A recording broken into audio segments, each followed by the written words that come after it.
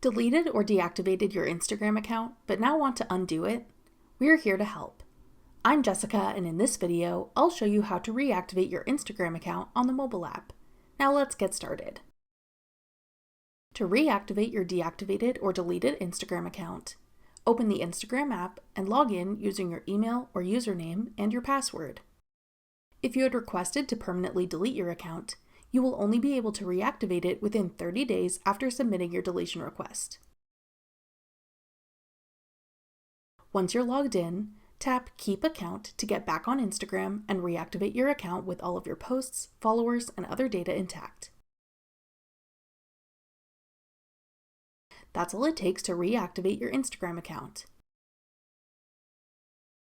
For more helpful Instagram tips and tricks, check out our full playlist of Instagram tutorials. Click the playlist on your screen now to watch. Thanks for watching. If you found this video helpful, we'd love it if you'd hit the like button below and subscribe to our channel. We put out great new tech tutorials like this one every day.